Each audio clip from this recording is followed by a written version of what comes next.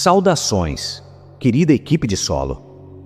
Sou Valir, pertencente a um coletivo de emissários pleiadianos. E ao iniciarmos essa transmissão, os abraçamos com nossa serenidade e nosso zelo, pois aquilo que trazemos hoje se destina àqueles que estão prontos para avançar, além de onde já estiveram, os líderes soberanos da nova terra. São águas mais profundas as que navegaremos juntos. Esta mensagem foi preparada para os que são verdadeiramente comprometidos entre vocês, aqueles que já atravessaram as primeiras camadas do despertar e agora sentem a convocação de compreender o que há por trás das aparências, os dedicados a impulsionar o genoma humano em direção ao que sempre foi destinado a ele. Portanto, instalem-se com conforto e permitam que o ruído do dia se desfaça ao redor de vocês, para que possamos caminhar juntos até o núcleo desta revelação. Em nossas transmissões recentes, tocamos no tema da grande abertura que se manifesta em seu mundo, de verdades por muito tempo escondidas emergindo à superfície, de tecnologias sepultadas há gerações e de acordos mantidos na sombra, do véu sendo finalmente corrido, para que a humanidade possa enxergar o que sempre esteve oculto por trás dele. O que vocês chamam de divulgação deixou de ser uma promessa distante. E que movimento extraordinário é este? Sim, mas agora o trabalho à frente de vocês é maior do que jamais foi. Esse processo avança através dos seus governos e das suas telas, atravessa os céus e as conversas ao redor da mesa, com uma velocidade que supera qualquer outro momento registrado pela memória de seu mundo. Há muito mais por vir, e chegará com uma rapidez para a qual a maioria ainda não está preparada. E essa é precisamente a razão pela qual nos aproximamos de vocês hoje, porque a velocidade da revelação carrega ao mesmo tempo um presente e uma armadilha velada, e a equipe de solo precisa reconhecer essa armadilha antes que ela chegue, e não somente depois. À medida que a verdade for emergindo, uma narrativa será construída ao redor dela para organizá-la e lhe dar sentido. Vocês verão heróis e vilões, forças da luz e forças das trevas, aqueles que os aprisionaram e aqueles que dizem estar os libertando. Uma grande disputa se desenrolando tanto no plano terrestre quanto entre as estrelas, com vocês posicionados como personagens em seu interior. Muito do que lhes for apresentado carregará a verdade autêntica, e é exatamente aí que reside a sutileza do teste. Envolto nessa verdade estará um antigo anzol, tão enraizado e tão familiar, que quase ninguém pensa em questioná-lo. Se vocês engolir esse anzol junto com a verdade, a revelação inteira os conduzirá silenciosamente a uma jaula mais refinada e mais confortável do que aquela da qual estão saindo. E vocês chamarão essa nova jaula de liberdade. Nossa missão hoje é depositar esse anzol em suas mãos abertas e permitir que vocês o examinem à luz plena, para que quando a narrativa chegar, vocês preservem a verdade e deixem o anzol escorregar de seus dedos. O anzol é a crença em um par de opostos, o bem contra o mal, a luz contra as trevas, a chamada grande batalha espiritual. É a ideia de que existe um poder da luz e um poder das trevas, e que ambos estão presos em uma disputa de desfecho incerto, um confronto do qual vocês deveriam tomar partido, e para cuja resolução deveriam contribuir. Essa única ideia é o instrumento de controle mais antigo que já foi aplicado à sua espécie, e é o único elemento que as próximas revelações poderiam reforçar com tanta facilidade, enquanto aparentam libertá-los. Então vamos desmontá-lo juntos, de maneira lenta e cuidadosa, parte por parte, até que ele perca completamente o poder de iludir. Vamos ser precisos quanto às formas que esse engano irá assumir, para que vocês o reconheçam no exato instante em que aparecer. Será revelado a vocês que algumas de suas famílias estelares são amorosas e outras são hostis, e vocês serão convidados a acolher umas e temer as outras. Vocês observarão facções dentro do próprio planeta, algumas dedicadas à libertação da humanidade e outras trabalhando em sentido contrário, e serão chamados a torcer por um lado e a desprezar o outro. Assistirão à revelação se desenvolver quase como um torneio, marcado por resultados, com avanços da luz e recuos impostos pelas trevas. E uma parte de vocês, treinada ao longo de inúmeras encarnações, não desejará nada mais intensamente do que escolher um lado e entregar todo o seu ser para vê-lo prevalecer. Cada um desses convites é o mesmo anzol, apresentado com um disfarce novo e convincente. A verdade contida em cada um deles pode ser inteiramente real. Pode existir, de fato, famílias de profunda bondade por aí. Pode existir, de fato, famílias de profunda bondade por aí, e outras presas na sede, pelo controle. Pode existir, de fato, seres no seu mundo, servindo à liberdade, e outros servindo ao seu oposto. Preservem isso como dado concreto em tudo que se mostrar verdadeiro. A armadilha habita em um único ponto, que é a única crença que lhes é pedida silenciosamente para aceitar junto com os fatos, que dois poderes são reais e que o trabalho de vocês é ajudar o bem a vencer o mal. Fiquem com os fatos. Deixem essa crença escorrer por vocês, como chuva sobre uma folha. Comecem pela verdade, de como o aprisionamento de vocês foi de fato construído. Vocês não foram dominados. Um ser nascido da fonte não pode ser dominado, e vocês são tecidos da fonte em sua totalidade. Seu cativeiro foi erguido a partir de um único acordo, uma ideia entregue a vocês há tanto tempo e repetida tantas vezes que virou o solo invisível sobre o qual caminham, sem jamais olhar para baixo. Que existem dois poderes no universo e que um deles pode alcançá-los e causar-lhes dano. Tudo o que os mantém presos brota dessa única semente. O aperto no peito, a compulsão de defender e proteger, a desconfiança do próximo, a vigilância incessante do horizonte à espera da próxima ameaça. Tudo isso emerge desse único acordo.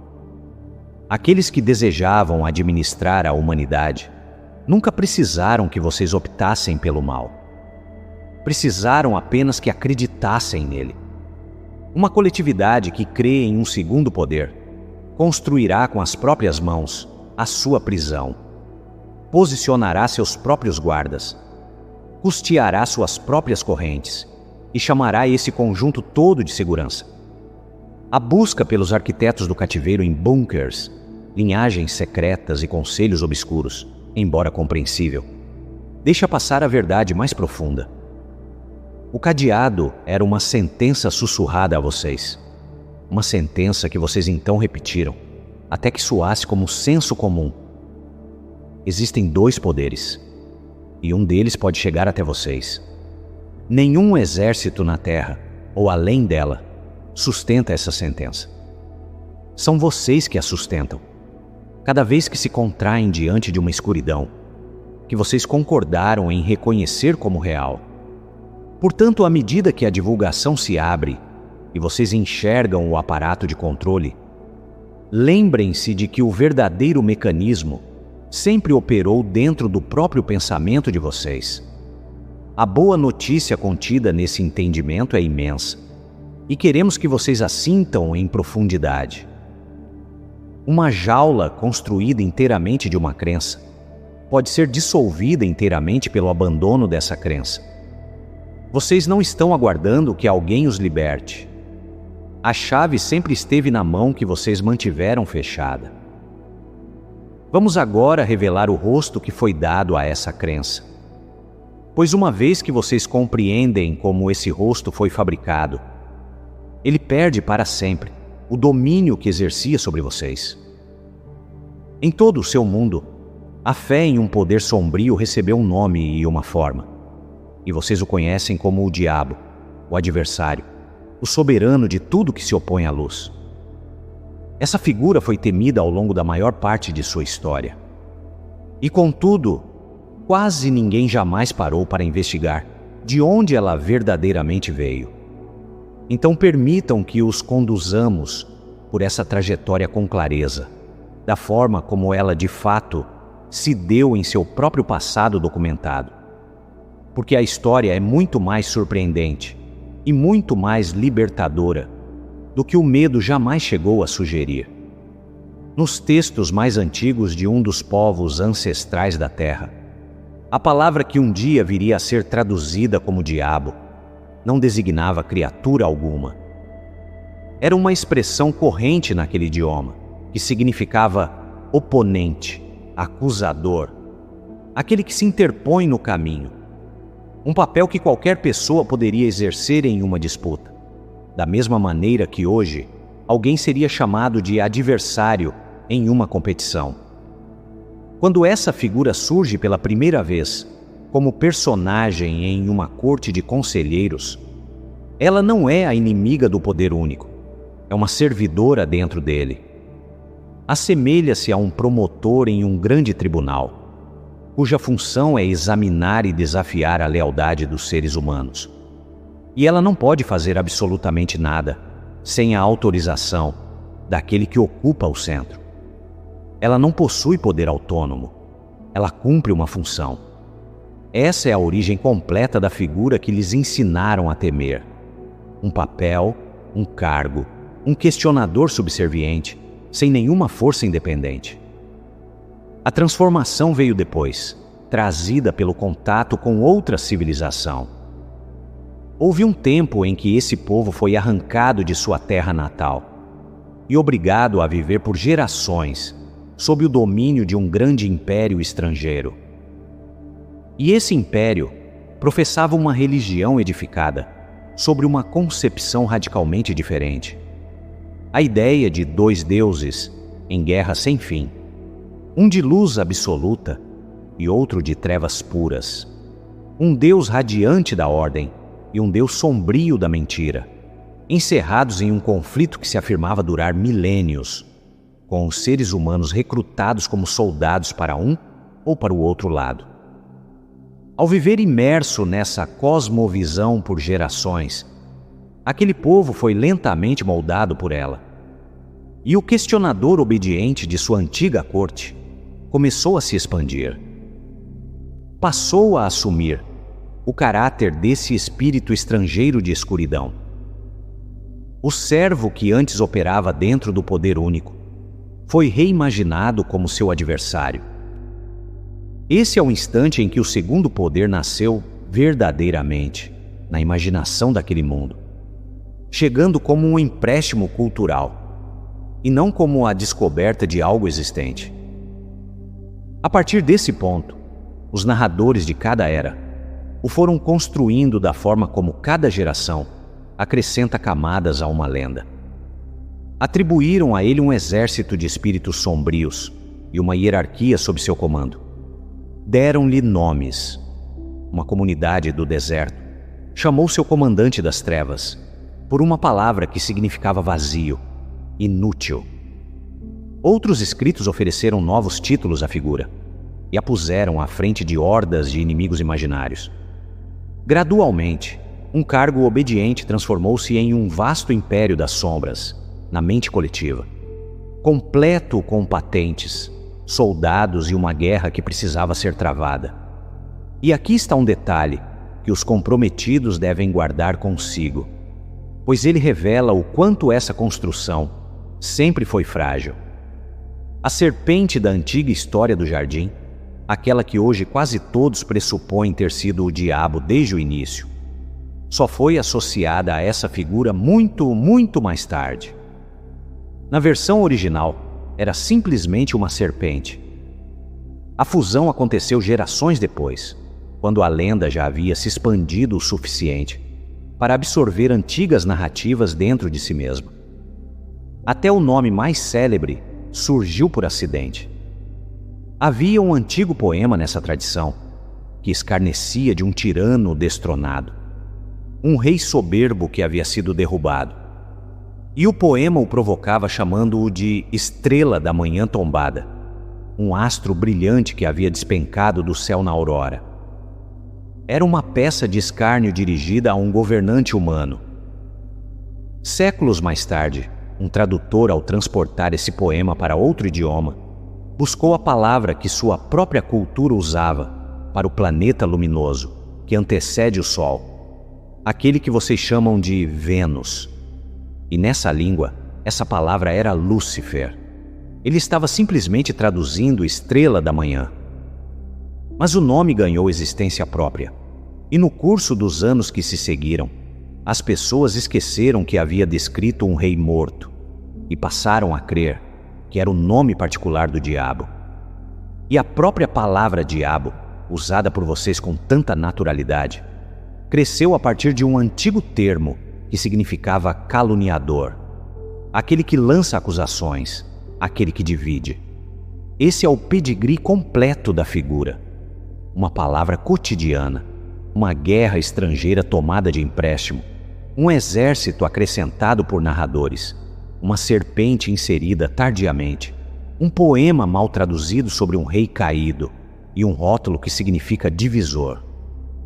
A figura que lhes ensinaram a temer acima de todas as outras foi montada por mãos humanas ao longo de aproximadamente 1 milênio, camada sobre camada, por medo, por empréstimo, por acidente e pela fome humana de dar um rosto ao sofrimento. Foi composta do mesmo modo que uma canção é composta, e uma figura que a mente compôs. A mente é livre para depor. Quando as próximas revelações tentarem levá-los a dividir o universo entre sômbrios e luminosos, vocês se recordarão de que o primeiro ser sombrio era uma fantasia tecida ao longo de séculos, e não serão tão rápidos em oferecer o seu medo a uma nova versão do mesmo antigo disfarce. Isso nos conduz a algo ainda mais libertador.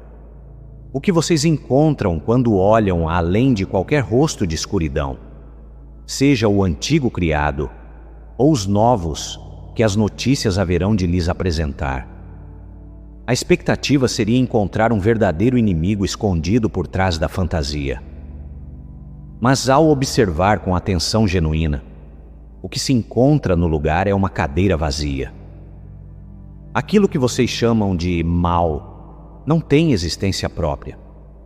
Ele não se origina em nenhum coração particular, não habita como nenhuma entidade singular. Move-se como uma sugestão, um impulso sem autor, uma corrente de ar frio sem ninguém soprando. As figuras das trevas parecem deter poder, exatamente enquanto vocês lhes fornecem a crença de que há alguém real por trás delas.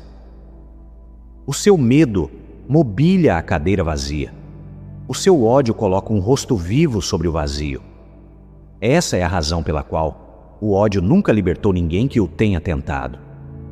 Odiar é insistir com toda a sua força que a máscara vazia é um semblante real e poderoso.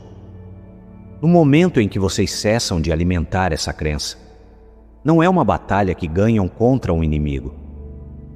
Vocês simplesmente se viram e descobrem que o trono que temiam ocupado estava deserto desde sempre. Vocês podem se perguntar: se não existe um ser real por trás da escuridão, de onde ela parece surgir? Por que parece tão concreta? Por que o mundo inteiro parece funcionar com ela? É aqui que chegamos ao núcleo do ensinamento mais profundo desta transmissão. E usaremos uma imagem extraída do seu próprio universo para que ela se instale com facilidade em vocês. Quando uma alma adentra um corpo aqui, ela não chega como algo vazio, que vai aprendendo progressivamente a ter medo. Ela adentra um sistema que já está em pleno funcionamento. como um programa ativado muito antes da chegada de vocês. Um vasto programa coletivo, transmitindo as mesmas poucas instruções através de todas as mentes do seu mundo simultaneamente. Os mestres antigos do seu planeta perceberam isso e lhe atribuíram vários nomes. Nós o chamaremos simplesmente de mente coletiva, o que seus mestres denominaram mente de massa ou mente carnal, entre outros termos. A mente coletiva é o primeiro sistema operacional que cada alma instala, pelo simples fato de nascer neste lugar. É o padrão de fábrica. Funciona em segundo plano, em quase todo o pensamento humano, e o faz com silêncio suficiente para que a maioria das pessoas passe a vida inteira confundindo seus resultados com pensamentos verdadeiramente próprios. A mente coletiva opera a partir de uma única instrução central, da qual todo o resto deriva: a crença em dois poderes. Todo o medo que já os atravessou, todo inimigo que já imaginaram, toda defesa que já ergueram, tudo isso foi edificado sobre essa única instrução, da mesma forma que incontáveis programas rodam sobre um sistema operacional. É por isso que queremos que vocês acolham a próxima ideia com toda a suavidade e toda a seriedade que ela merece, pois ela transforma completamente a forma como vocês atravessam os seus dias. O pensamento medroso nunca foi verdadeiramente de vocês. Quando o medo os invade, quando a desconfiança, o ódio ou o impulso de atacar se movem dentro do seu peito, é a mente coletiva executando sua rotina, percorrendo a consciência de vocês, da mesma forma que o vento percorre uma janela aberta. A janela não gerou o vento. Ele estava em movimento muito antes de vocês chegarem. Toma emprestada a atenção de vocês para se expressar e, em seguida, os convence de que foram vocês os responsáveis por ele. Observem como isso ocorre em um momento qualquer da vida cotidiana, pois uma vez que veem essa operação em andamento, jamais conseguem deixar de vê-la. Vocês pegam o dispositivo e uma manchete chega aos seus olhos. Antes mesmo de concluírem a leitura, uma onda percorre o corpo, um aperto, uma onda de pavor ou indignação. E já em algum ponto dentro de vocês, um lado foi escolhido, um inimigo foi nomeado, uma narrativa já se estruturou em torno de quem é o culpado e do que precisa ser contido. Tudo isso se passou em menos de uma única respiração, e vocês o vivenciaram como reação própria, como opinião autêntica, como sentimento genuíno. Essa é a mente coletiva rodando sua rotina mais antiga na velocidade do reflexo, usando a manchete como gatilho e a atenção de vocês como a tela na qual se projeta. O mesmo acontece quando duas pessoas discutem diante de vocês e sentem a atração para julgar, ou quando antecipam o pior sobre alguém amado e o estômago despenca. Em cada caso, o programa rodou primeiro e se nomeou como sendo vocês somente depois. O simples ato de perceber isso já começa a afrouxar o controle que ele exerce, pois no instante em que conseguem observar a rotina rodando, vocês já estão um passo fora dela. Distância suficiente para lembrar que aquele que observa e aquilo que está sendo observado são duas realidades completamente distintas. Sintam o peso se dissipando enquanto assimilam isso. Grande parte do que desprezaram em si mesmos, grande parte do que batalharam e se esforçaram para superar, era simplesmente o antigo programa coletivo percorrendo vocês, enquanto se apresentava como falha pessoal. E isso transforma completamente a natureza do trabalho.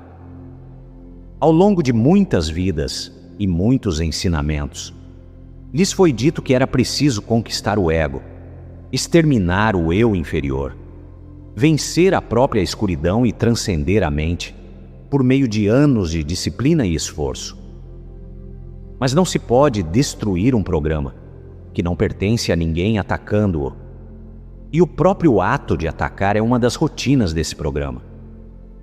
A única coisa que vocês podem fazer, e a única coisa que sempre precisaram fazer, é interromper a execução desse programa. E agora chegamos à parte que os administradores do seu mundo mais precisaram manter encoberta, a parte que torna todo o resto possível. Um segundo sistema já reside em vocês, completo e intacto, instalado nas profundezas abaixo do ruído da mente coletiva, desde o instante em que chegaram. Chamamo-lo de mente soberana. É a fiação original do seu ser, a consciência do poder único, já presente em vocês e sem nada que lhe falte. É de fato perceber com os olhos da fonte e enxergar diretamente através da aparência material de tudo para encontrar o Criador primordial que jaz atrás de cada forma. Vocês não precisam construí-la, não precisam conquistá-la pelo sofrimento, nem ascender a algum patamar distante para alcançá-la, nem aguardar que um mestre a conceda a vocês. Ela veio com vocês, foi inserida dentro de vocês, da mesma forma que uma melodia que não se ouve há anos ainda está inteira e perfeita, no instante em que a primeira nota é recordada. Vocês simplesmente estiveram operando o sistema errado, em uma casa que sempre manteve o outro disponível e pronto. Vamos mostrar por que um segundo poder jamais poderia existir, para que esse entendimento descanse em vocês, como conhecimento inabalável.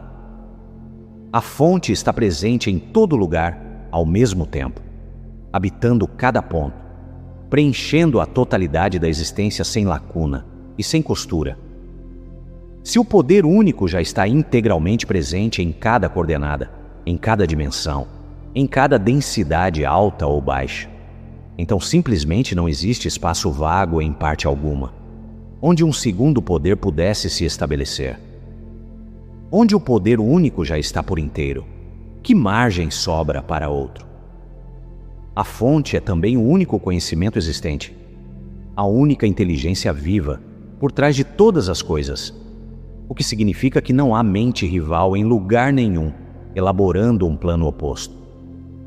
A mente coletiva, com sua crença em dois poderes, é uma espécie de estática, um ruído sem inteligência genuína por trás dele, e não uma segunda mente verdadeira, se opondo à primeira. E a fonte é a totalidade do poder em si, o único poder que existe, o que implica que um segundo poder não seria apenas mais fraco, seria impossível. Um poder total comportando uma única exceção não seria poder total. Então, ao afirmar uma disputa entre o bem e a escuridão, vocês estão sustentando algo que não pode ser verdadeiro, negando silenciosamente que a fonte está em toda parte, que ela é o único conhecimento e o único poder. Deixem-nos simplificar isso com uma imagem que vocês possam contemplar. Imaginem um ambiente completamente tomado pela luz, cada canto iluminado, o brilho penetrando cada fresta e alcançando cada superfície, de modo que nenhuma sombra subsiste em lugar algum. Tentem agora localizar um único ponto nesse ambiente, onde fosse possível posicionar uma segunda fonte de luz separada e fazer qualquer diferença. Esse ponto não existe, porque o brilho já ocupa cada lugar onde a segunda luz tentaria chegar. É exatamente assim com o poder único. Ele já preenche cada espaço que um segundo poder tentaria ocupar. E essa é a razão simples pela qual esse segundo poder nunca encontrou sustentação em lugar algum de tudo o que existe. A escuridão que vocês temeram foi apenas o nome que seus olhos deram aos cantos onde se persuadiram a crer que a luz única não chegaria. Cantos que estiveram completamente iluminados o tempo todo. Quando algo em seu mundo lhes parece sombrio, compreendam que estão olhando para um canto de um ambiente plenamente iluminado e assumindo por um hábito longo e exausto, que a luz deve se deter em sua borda. A luz não se detém. Não há onde se deter, porque não há lugar onde ela já não esteja resplandecendo. E isso inverte por completo o que vocês aprenderam sobre a própria ascensão. Ouçam com atenção, equipe de solo, pois isso importa profundamente nos dias que estão por vir. Disseram a vocês que precisariam se elevar e sair desta densidade inferior para escapar da escuridão, como se a liberdade existisse em outro lugar e outro tempo, em algum patamar acima e distante de onde estão. Mas o poder único está em todo lugar, o que significa que não existe lugar fora dele para onde subir. Vocês não saem do concurso. Vocês acordam dentro dele e percebem, exatamente onde seus pés já repousam, que o concurso era apenas o terreno uno da fonte lido, através de uma crença equivocada, que o fragmentou em dois. A densidade em que habitam não é um andar inferior do qual precisam fugir. É o único campo vivo, visto através de uma lente trincada. Retirem a lente e vocês já estão em casa. É aqui que o teste da próxima revelação se aguça com mais intensidade. À medida que a divulgação avança, vocês sentirão um impulso poderoso de abraçar a causa da luz e guerrear contra a escuridão que lhes é mostrada, de direcionar sua energia contra os controladores ocultos, de travar uma campanha espiritual em nome do bem. E nós lhes dizemos com todo o nosso cuidado que no momento em que erguem a luz como uma arma, acabaram de declarar que a escuridão é real e suficientemente forte para exigir que uma arma seja erguida contra ela. Recriaram com as próprias mãos os dois poderes. Não é possível combater algo que se compreendeu verdadeiramente como vazio. Empunhar a espada na direção do dragão é confessar que ainda acreditam que um dragão está ali. O poder único não tem adversário.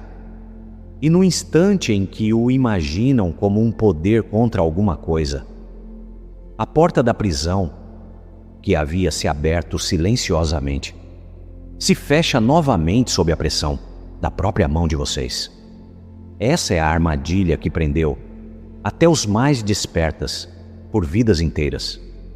Eles verteram sua devoção, suas meditações, sua intenção fervorosa no concurso, trabalhando sem trégua para repelir a sombra. E permaneceram exatamente onde haviam começado, porque cada grama desse esforço alimentou a crença em dois. A liberdade de vocês está no reconhecimento de que o concurso era uma narrativa e no simples ato de depor a espada que carregavam com tanto orgulho. Toda a voz que um dia os guiou tendeu a encerrar sua mensagem, entregando uma tarefa. Vão e façam, sustentem a luz, enviem sua energia, edifiquem um novo mundo. E assim o buscador, livre na teoria, recebe mais uma obrigação e continua labutando dentro da crença encoberta de que a libertação se conquista por esforço suficiente. Este é o último e mais silencioso elo da corrente, e é feito inteiramente da própria disposição de vocês para se esforçar. Aquilo para o qual estamos apontando pede o oposto do esforço. Pede quietude, o cuidadoso e deliberado ato de depor a parte de vocês que se tem empenhado por tanto tempo em reparar, purificar, proteger e ascender. Nessa quietude, o que permanece quando o esforço cessa é o poder único que vocês sempre foram, tornando-se impossível de ignorar. A verdadeira soberania é o repouso profundo daquele que finalmente cessou de usar qualquer força. Então vamos entregar a vocês a prática em si, a forma real de atravessar este caminho. E verão que ela é mais gentil do que qualquer coisa que o esforço de vocês jamais imaginou.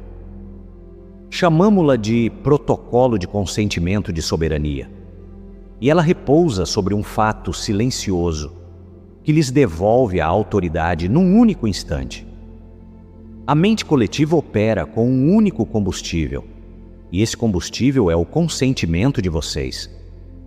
Ela não pode executar um medo que vocês não tenham, consciente ou inconscientemente, autorizado. Ela percorre vocês, porque continuam concedendo permissão. O que significa que aquele que detém autoridade real sobre todo este sistema sempre foram vocês, o administrador do próprio ser. A prática não contém nenhum combate. São 2 movimentos suaves, repetidos até que se tornem a forma natural do repouso. O primeiro é a retirada do consentimento. Quando o programa antigo roda, quando um medo surge, quando um inimigo aparece na mente, ou uma onda de julgamento se forma, vocês não discutem com ele, não o combatem, nem tentam reprimi-lo, pois tudo isso é igualmente o programa em operação. Simplesmente observam, com uma espécie de reconhecimento sereno. A mente coletiva está executando sua rotina novamente. E silenciosamente recusam a oferecer a ela a única coisa que precisa para continuar. A crença de que ela é real e que pertence a vocês. Privada dessa crença, a rotina não tem mais do que se alimentar. Não precisa ser derrotada. Precisa apenas não ser nutrida, e então ela vai se dissolvendo por conta própria. Da mesma forma que um fogo se extingue, quando ninguém mais lhe oferece lenha.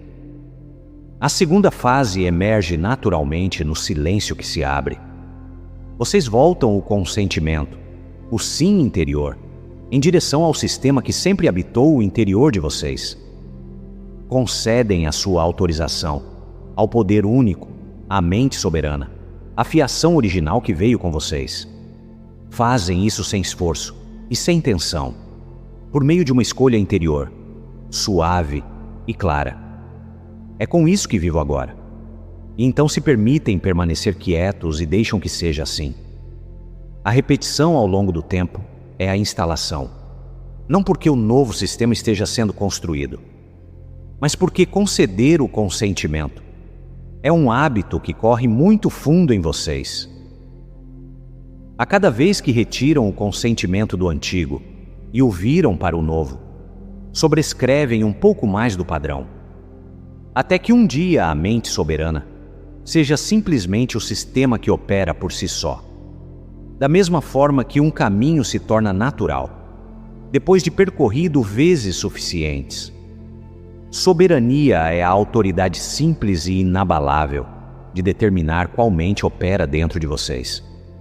É o direito de eleger o próprio sistema, o domínio silencioso sobre o próprio consentimento.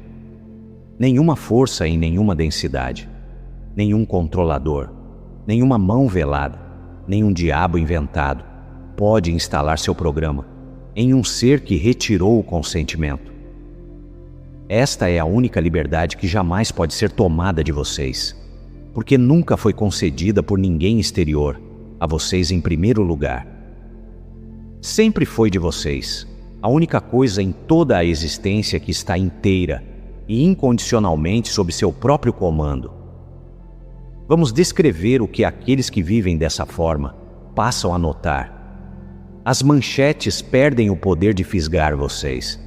Conseguem ler sobre as dificuldades do mundo e sentir o cuidado natural de um coração aberto, enquanto o antigo sobressalto de pavor simplesmente deixa de chegar.